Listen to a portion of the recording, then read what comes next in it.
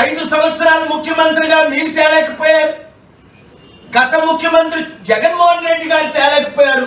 6 కోట్ల ఆంధ్రులు సర్వనాశనం అయిపోతుంటే మీరు లడ్డూ కాంట్రవర్సీ చేస్తారా? జూలై 23ని నేను ఇన్వెస్టిగేట్ చేశాను. లడ్డూ విషయం మీకు తెలిసినప్పుడు మీరు 100 రోజులు పూర్తయినంత వరకు ఎందుకు మీరు ఈ ప్రశ్నించలేదు? ఈరోజు నేను పవన్ కళ్యాణ్ ప్రెస్ మీట్ చూశాను, షాక్ అవుతున్నాను. ఎవరో ఏదో ఇచ్చిన స్క్రిప్ట్ చదవద్దు తమ్ముడు.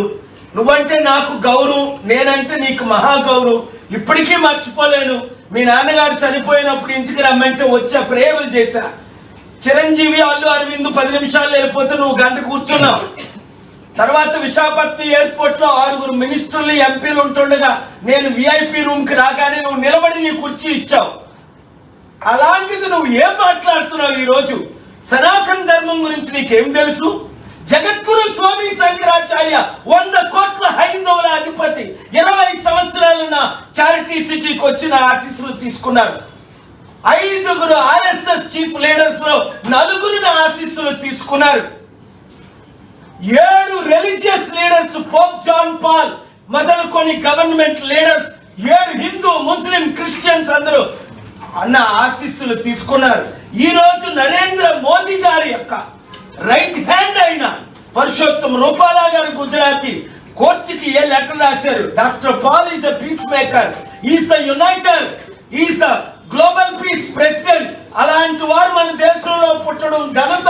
ఆయనకు నోబెల్ పీస్ ప్రైజ్ ఇవ్వాలి, భారత రత్న ఇవ్వాలని ఆయన లెటర్లు రాస్తుంటే నువ్వు ఈ రోజు హిందూ, ముస్లిం, క్రిస్టియన్ మధ్య గొడవలు ఎందుకు పెడతావు? ఇదే నరేంద్ర మోదీ గారిని, ఆర్ఎస్ఎస్ బీజేపీని నువ్వు 2014లో మద్దతు ఇచ్చి బిఎస్పీతో, సిపిఐ సిపిఎంతో పొత్తులు పెట్టుకుని వారిని నువ్వు తిట్టలేదా? మోదీ గారిని తిట్టలేదా? ఆర్ఎస్ఎస్ ని తిట్టలేదా? నా వైఫ్ క్రిస్టియన్, నేను సెక్యులర్. అలాంటి వాడివి ఈ రోజు నీ ప్రెస్ మీట్ 15 నిమిషాలు విని అలసిపోయాను, ఇంక వినకూడదని ఏం మాట్లాడుతున్నా? తక్షణమే రాజీనామా చేయి. పవన్ కళ్యాణ్, నువ్వు ఉప ముఖ్యమంత్రిగా క్వాలిఫైడ్ కాదు. నీకు ఇచ్చిన సలహా ఎవరిస్తున్నారో బాగోలేదు. చరిత్రహీనుడు కాకూడదు. చరిత్రలో హీరోగా 200 దేశాల్లో 200 కోట్ల ప్రజలకు ఒక హీరోగా నిలబడ్డా. నువ్వే అన్నావు మీరే నా హీరో అని 2007లో ప్రెస్ మీట్ పెట్టి రాజశేఖర రెడ్డిని తిట్టావు నా పక్షంగా. I appreciate Pavan Kalyan, but don't go. ఈ రోజు గాంధీ గారి పేరు ఎందుకు చెప్పుకుంటున్నావు? అంబేద్కర్ గారి పేరు ఎందుకు చెప్తున్నావు? పుచ్చలపల్లె సుందరిని ఎందుకు స్మరిస్తున్నావు? ప్రకాశం పంతులు గారిని ఎందుకు పొగుడుతున్నావు? వారందరూ చరిత్రలో శాంతి దూతలు, శాంతి కామకులు. హిందూ, ముస్లిం, క్రిస్టియన్ మధ్య గొడవలు పెట్టొద్దు, రాష్ట్రాన్ని విభజించొద్దు. అందుకనే నేను ఈ రోజు ఇంకొక బిల్లు ప్రిపేర్ చేశాను. తిరుపతిని యూనియన్ టెరిటరీగా డిక్లేర్ చేయండి. తమిళనాడు ఏ విధంగా పాండుచేరికి యూనియన్ టెరిటరీకి హెడ్డో, తిరుపతిని యూనియన్ టెరిటరీగా డిక్లేర్ చేస్తే 3 లక్షల కోట్ల ఆస్తి కాపాడుతాం. ఈ హిందూ, ముస్లిం, క్రిస్టియన్ గొడవలు లేకుండా ఉంటది. తిరుపతి దేవస్థానంలో అపవిత్రం అంటూ జరిగింది అంటే నేను దాన్ని తీవ్రంగా ఖండిస్తున్నాను. చిన్నప్పుడే మా నాన్నగారు యేసు ప్రభుని సొంత రక్షకునిగా అంగీకరించక ముందు తిరుపతి నన్ను తీసుకెళ్లి పాపనాశనంలో మునిగి బాప్తిసం తీసుకొని శ్రీనివాస్ అని నాకు పేరు పెట్టారు. అన్ని మతాలకి గౌరవిస్తాను, అందుకనే ప్రపంచ శాంతి దూతగా పేరు పొందాను.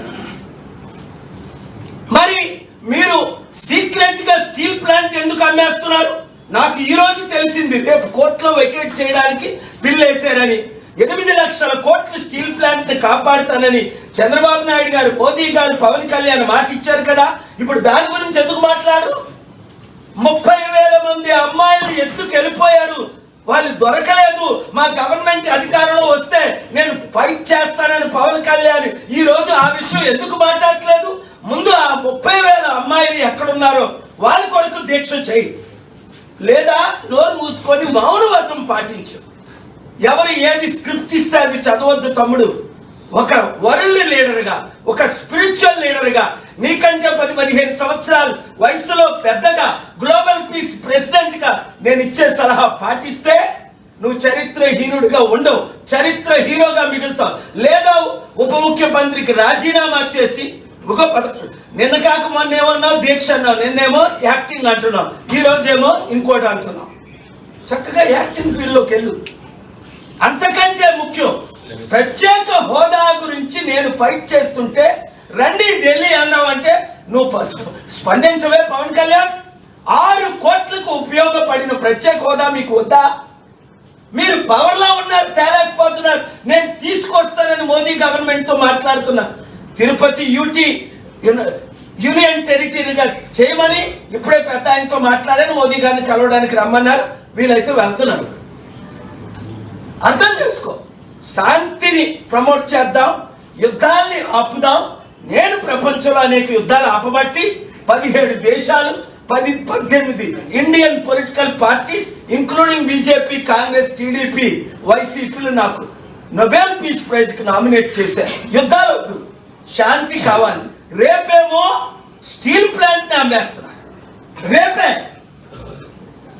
100 రోజులు మీరు 6 ఇచ్చిన వాగ్దానాలు ఫెయిల్ అయినందుక ఈ లడ్డు కాంట్రవర్సీ, లేదా స్టీల్ ప్లాంట్ ని సీక్రెట్ గా అమ్మేయడానికి ఈ లడ్డు కాంట్రవర్సీ, లేదా స్పెషల్ ప్రత్యేక హోదా మీరు ఎస్ అని ఎందుకు అనలేదు? కోర్టు నోటీసులు ఇచ్చిన తర్వాత ముఖ్యమంత్రి గారికి, గవర్నమెంట్ కి 10 సంవత్సరాల నుంచి ప్రత్యేక హోదా వస్తే మన అప్పులన్నీ 6 కోట్ల ఆంధ్రులు బాగుపడతారు, 15 కోట్ల తెలుగు ప్రజలు హ్యాపీ ఫీల్ అవుతారు. దాని గురించి మీరు నోరెప్పుకుంటా, ఫైట్ చేయకుండా, ఢిల్లీ రాకుండా, ధర్నాకి రాకుండా, నాతో కూర్చోకుండా ఏం చేస్తున్నారు? ఒళ్ళు దగ్గర పెట్టుకోండి. దేవుడు క్షమించడు, నేను క్షమించను. అందుకనే తిరుపతిని యూనియన్ టెరిటరీగా డిక్లేర్ చేయమని నేను బిల్లు ప్రిపేర్ చేశాను. రేపు మీరు న్యూస్ వింటారు. Thank you very much. Sir ఇప్పుడు హైదరాబాద్ కూడా చేయాలి కదా సార్, తిరుపతి చేస్తే? హైదరాబాద్ కి తిరుపతి కనెక్షన్ ఏంటి? అంటే హైదరాబాద్ కావాలని విభజనకు ముందు నుంచి అడుగుతున్నారు కదా సార్. ఎవరు అడుగుతున్నారు? అందరం ఏపీ వాళ్ళు అడుగుతున్నారు, మిగతా వాళ్ళంతా అడుగుతున్నారు కదా సార్. నేను ఎప్పుడు అడగలేదు. మీరు అడగలేదు సార్. హైదరాబాద్ చాలా బాగుంది, అది తెలంగాణలో కంటిన్యూ అవుతుంది సార్. ఇప్పుడు లడ్డూలో కలిసిందా కలవలేదా? కలిసి సిబిఐ ఎంక్వైరీ అడుగుతున్నాను కదా.